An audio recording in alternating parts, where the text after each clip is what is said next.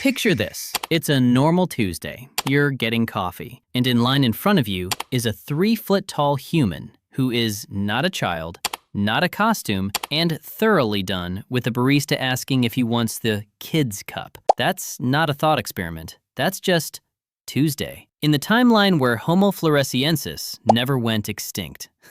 Hey everyone, welcome back. Today we're doing one of my favorite genres of video. What if evolution just kept going, but weird? So real quick, Homo Floresiensis, nicknamed the Hobbit, real species, not a metaphor, not a Tolkien fanfic.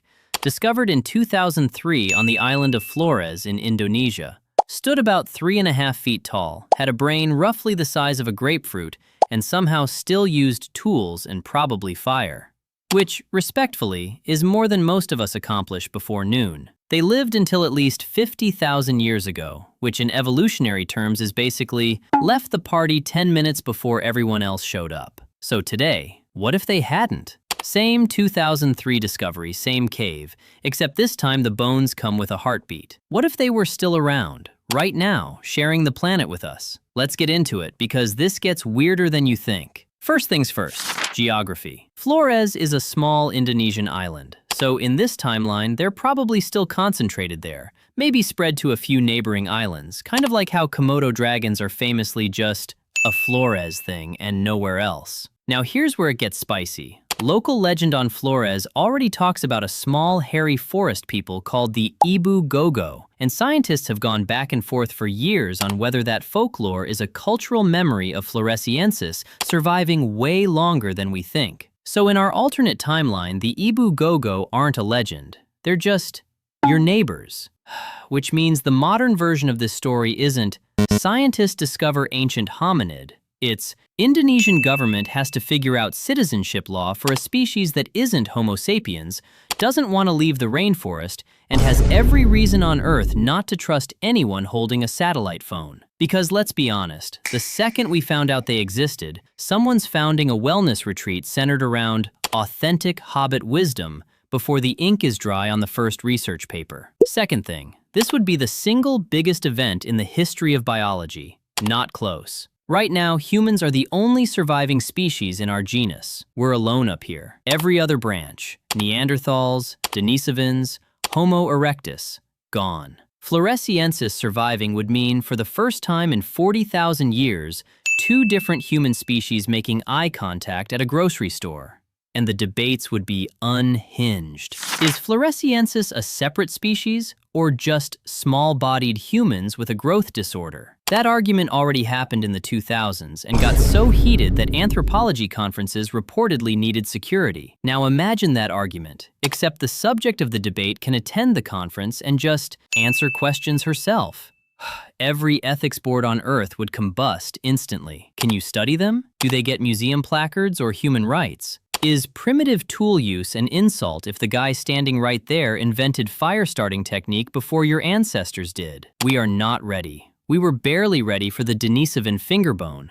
We are not ready for a whole living, opinionated nation of 3-foot-tall humans with their own culture, language, and almost certainly their own extremely dry sense of humor about giant, clumsy Homo sapiens tourists. Third, and this is the part I actually think about the most, pop culture would immediately, catastrophically embarrass itself. Within 6 months, there's a Netflix docuseries. Within a year, there's a lawsuit from the Tolkien estate, even though Floresiensis existed 100 years before The Hobbit was published, because that's just how intellectual property works now. Within 2 years, there's a Floresiensis Halloween costume being sold at Target, and somewhere an actual Floresiensis elder is giving an interview being like, "Yeah, we've noticed." Tourism on Flores becomes an ethical nightmare overnight. You'd have influencers doing a day in the life with the last other humans on Earth vlogs. Someone would try to get a Floresiensis person to do an ASMR video. Somebody's cousin starts a GoFundMe to preserve Hobbit culture that mostly funds his own trip to Bali. Meanwhile, Floresiensis Society, who, again,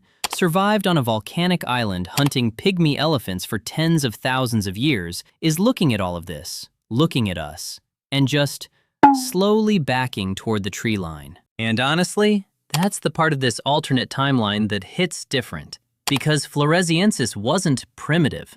They survived on an isolated island for hundreds of thousands of years, adapted their whole bodies for their environment.